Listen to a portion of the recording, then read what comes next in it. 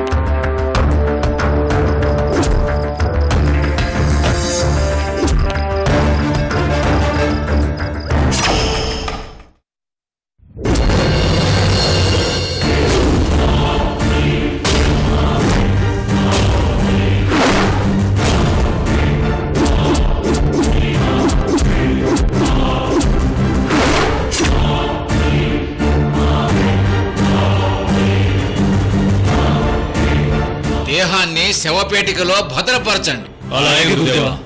పట్టండి.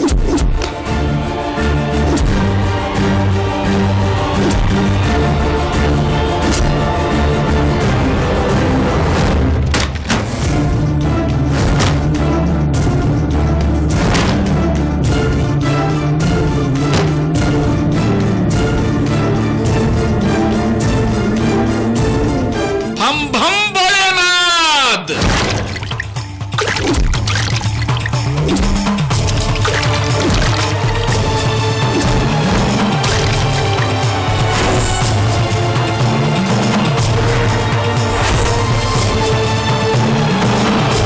చిన్నమ్మదేవి చరిత్ర పుస్తకం తీసుకురండి. అలాగే గురుదేవా.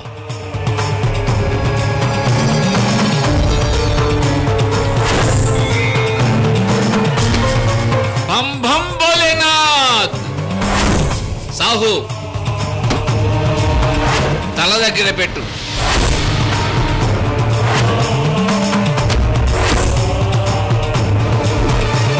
ఖడ్గం తీసుకురండి.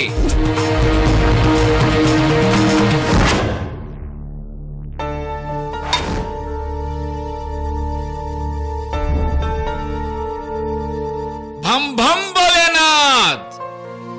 సాహు కుడి చేతి పక్కన పెట్టు.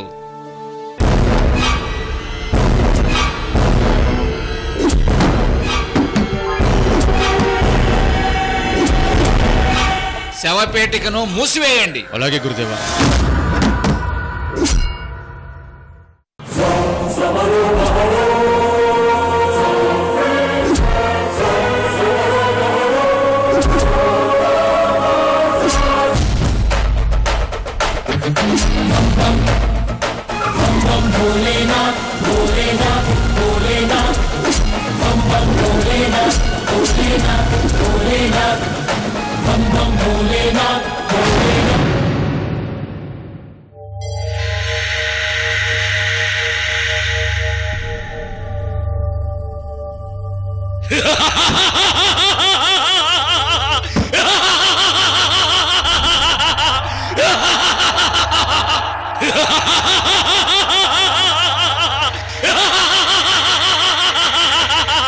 గురుదేవా, నా ఆత్మ తిరిగొచ్చింది.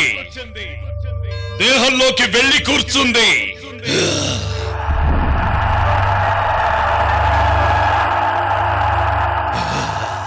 కానీ ఏదో లోపం.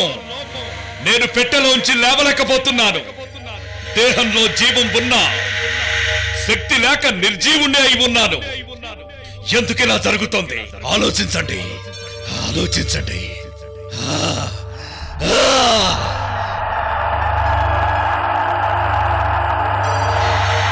దేవాది దేవా, మీకిష్టమైన చిన్నమ్మదేవి పుస్తకం మీ పక్కన పెట్టాం. మీ వీరత్వానికి చిహ్నమైన ఖడ్గాన్ని పెట్టాం. ఇంకేం కావాలి దేవాది దేవా? ఆత్మ అల్లాడిపోతోంది. శరీరం కదలడం లేదు గురుదేవా. నీ శత్రువు చిన్నమ్మదేవి పవిత్ర జలం నిన్ను సజీవుణ్ణి చేసింది కాలముఖరుద్ర. గురుదేవా, ఆ పవిత్ర జలం ప్రభావమే కుళ్ళిన దేహం మళ్ళీ సజీవమైన దేహమైంది. కానీ శక్తి సంపన్నుడనై లేవడానికి నాకు ఏదో అడ్డు తగులుతోంది. శవపేటికను తెరవండి.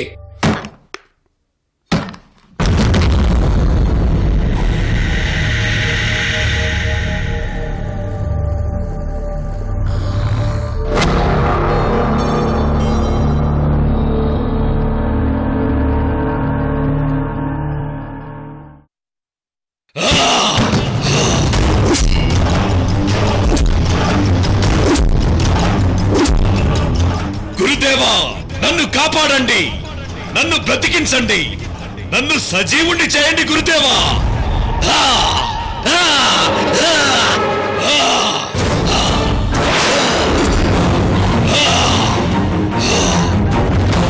ఆ చిన్నమ్మ దేవి కోసం నేను బ్రతకాలి. పగ పగ పగ. ఆ చిన్నమ్మ దేవితో నా సంగమం జరగాలి.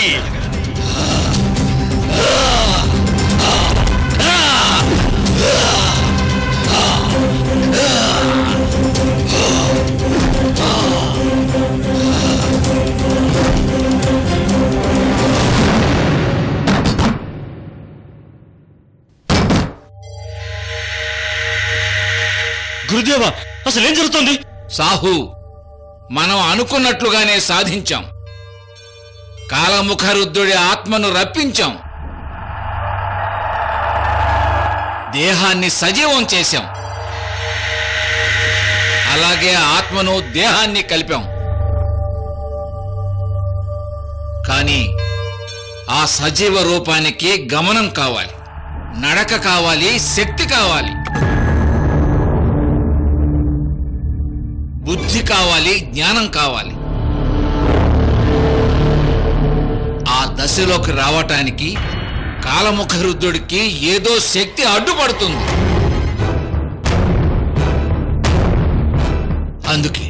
అందుకే అల్లాడిపోతున్నాడు. అంటే గొంగళి పురుగు సీతాకోక చిలుకగా మారే దశలో ఉన్నట్టుగా కాలముఖరుద్రుడు ఇప్పుడు అలాంటి దశలో ఉన్నాడు. అవును సాహు. గురుదేవా, ఇంత దూరం వచ్చాక మన కాలముఖరుద్రుడిని కాపాడుకోలేకపోతే ఇదంతా వృధా కదా గురుదేవా. బం భం Bholenath.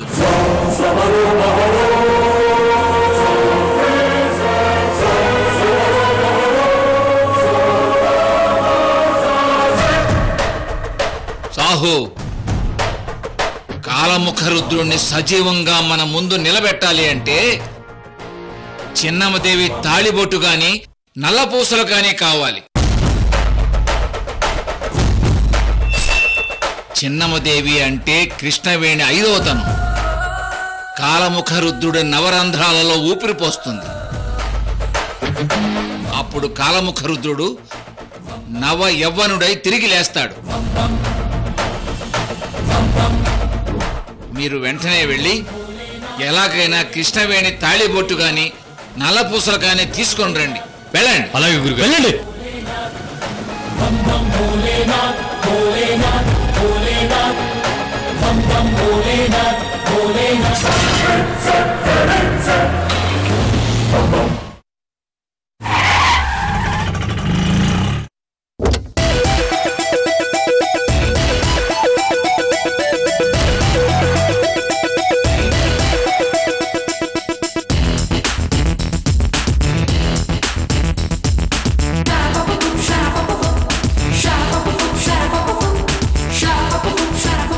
Welcome madam. Welcome madam.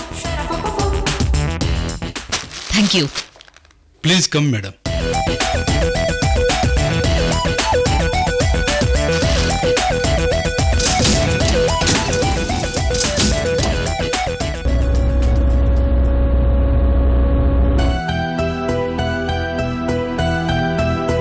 ఇదే మేడం కొత్తగా స్టార్ట్ చేయబోయే గైనకాలజీ వార్డు.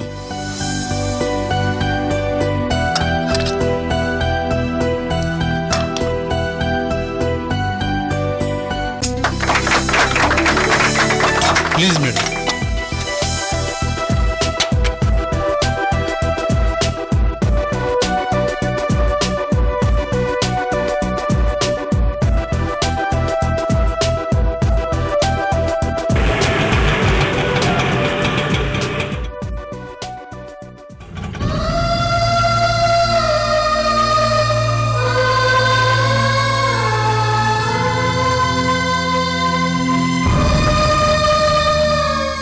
వీరభద్రం, నువ్వెప్పుడొచ్చావురా? అదే అన్నయ్య, రిపోర్ట్స్ కోసం డాక్టర్స్కి ఫోన్ చేస్తే మిమ్మల్ని హాస్పిటల్కి రమ్మన్నామని చెప్పారు. ఎలాగో మీరు వస్తున్నారు కదా అని హాస్పిటల్కి వచ్చి వెయిట్ చేస్తున్నాను అన్నయ్య. సరే రెండుదిన.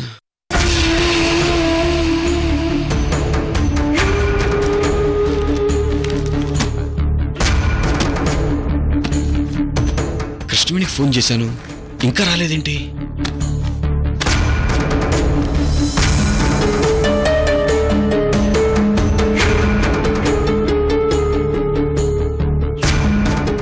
హలో డాక్టర్ గారు. Hello sir. నమస్తే.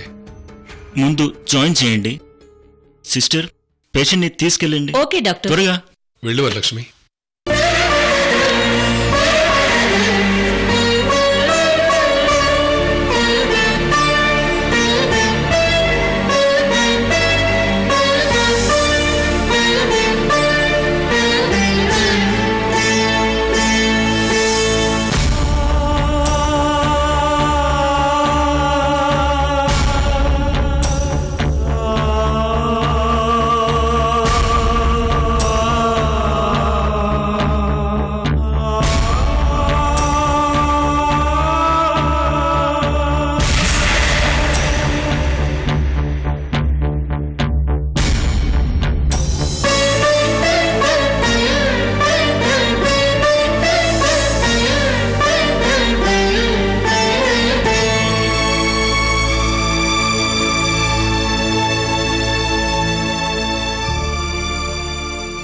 అన్నయ్య,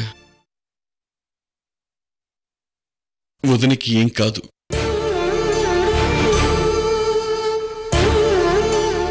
మీరు ధైర్యంగా ఉండండి అన్నయ్య.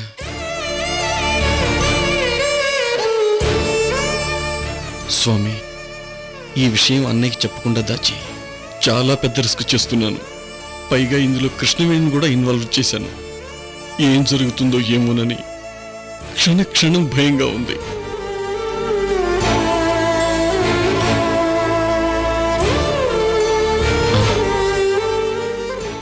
కృష్ణవేణి ఇంకా రాలేదేంటి? మళ్ళీ ఇంకోసారి ఫోన్ చేస్తాను. అన్నయ్య, ఒక కాల్ చేసి వస్తాను. అలాగే. వీరభద్రం, చెప్పండి అన్నయ్య. అలివేణి వాళ్ళు లండన్ వెళ్ళారు. తెలుసు అన్నయ్య. మీ వదిన హాస్పిటల్లో ఉన్న విషయం అలివేణికి అల్లుడి గారికి చెప్పకు. అలాగే అన్నయ్య. అలాగే మన వియ్యంకులు రత్నప్రభ గారికి చెప్పకు. వాళ్ళంతా కంగారు పడి అబ్బాయికి అమ్మాయికి ఫోన్ చేస్తారు. నిజమే అన్నయ్య. అక్కడికెళ్ళి సంతోషంగా ఉండాల్సిన వాళ్ళు బాధపడి వెనక్కి వచ్చేస్తారు. అలివేణి వాళ్ళకి చెప్పనులేండి అన్నయ్య. అలాగే కనబడితే రత్నప్రభ వాళ్ళకి చెప్దాం, లేకపోతే లేదు. సరే, ఏదో ఫోన్ అన్నావు కదా, వెళ్ళి మాట్లాడు. అలాగే అన్నయ్య.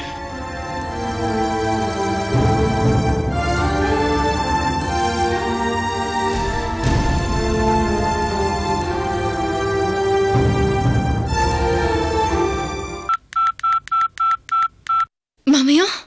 అమ్మా కృష్ణవేణి. అత్తయ్య మామయ్యలు వచ్చారా? వచ్చారమ్మా. హాస్పిటల్ అత్తయ్యని ఇప్పుడే జాయిన్ చేశాం. కానీ ఇప్పుడు ఏం చేయాలో నాకేం అర్థం కావట్లేదమ్మా. ఒకసారి డాక్టర్తో మాట్లాడదాం మామయ్య. అలాగేనమ్మా. పదండి.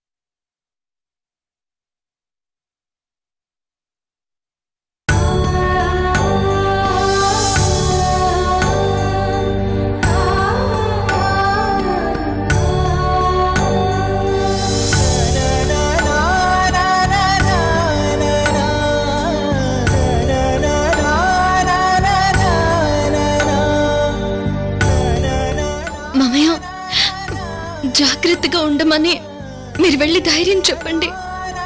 అలాగేనమ్మా.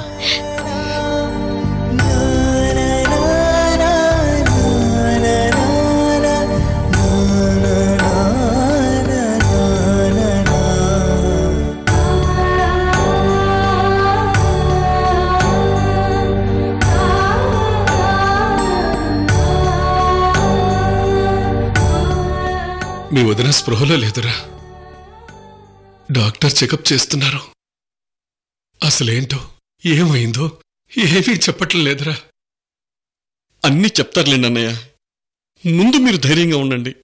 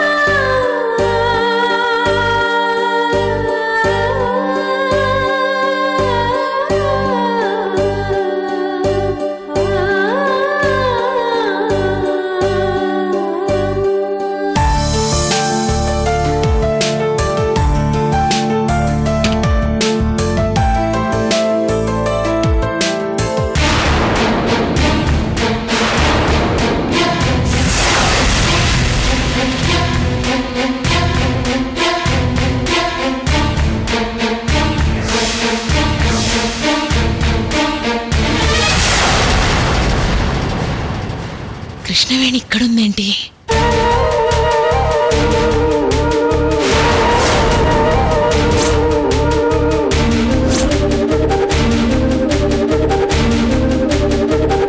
మేడం, ఇనాగరేషన్ వచ్చినందుకు thank you very much madam. It's okay. Doctor Sadanand గారు, అక్కడ కూర్చొనున్న లక్ష్మీనారాయణ గారు హాస్పిటల్కి వచ్చారా? వాళ్ళేదో న్యూరో సర్జన్ కేసు అనుకుంటాను మేడం. మీరు రూమ్లో కూర్చోండి మేడం, వాళ్ళకి సంబంధించిన డాక్టర్ని పిలిపిస్తాను. ప్లీజ్.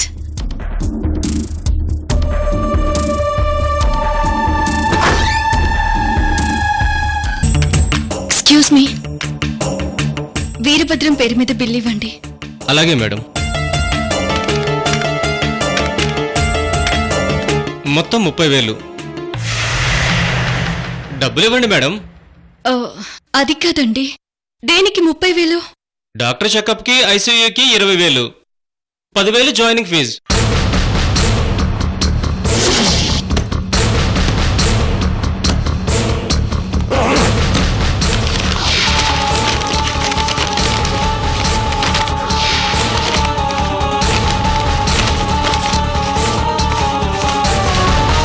మేడం 25,000 ఉన్నాయి మేడం, ఇంకో 5,000 కావాలి మేడం.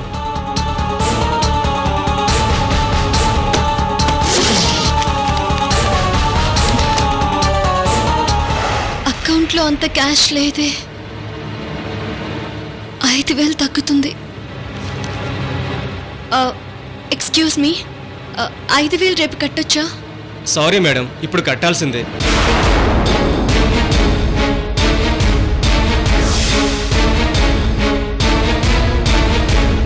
ఏమైందమ్మా?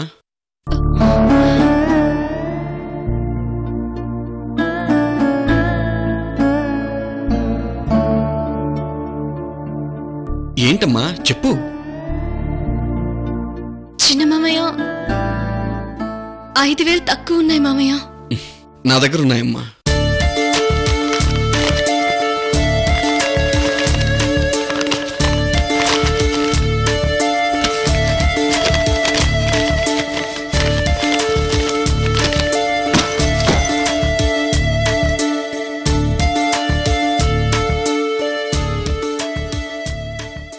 ఏంటమ్మా ఇది? హాస్పిటల్లో 5,000 కట్టడానికే తలకిందులవుతున్నావు. రేపు సర్జరీకి అంత డబ్బు ఎలా తెస్తావమ్మా?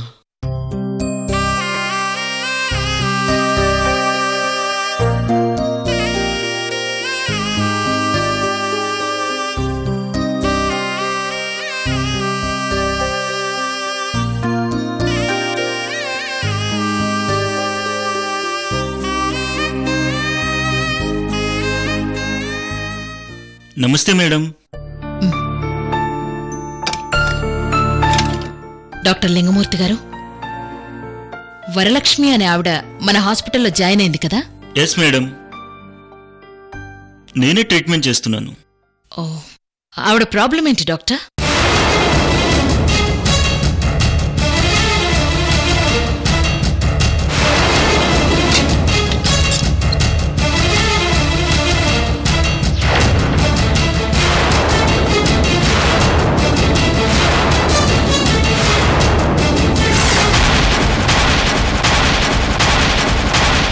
సో 1 వీక్లో ఆవిడకి బ్రెయిన్ సర్జరీ చేయాలి మేడం. ఓ గాడ్, మరి ఈ విషయం లక్ష్మీనారాయణ గారికి చెప్పారా? అస్సలు విషయం ఏంటంటే ఆ పేషెంట్ కానీ పేషెంట్ హస్బెండ్ కానీ ఈ ప్రాబ్లం గురించి తెలియదు మేడం. వాట్? వాళ్ళకి తెలియకుండా మీరెలా ట్రీట్మెంట్ చేస్తున్నారు? యాక్చువల్గా మేము చెప్దామనే లోపు కృష్ణవేణి అనే అమ్మాయి వచ్చి చెప్పొద్దని ఆపింది మేడం.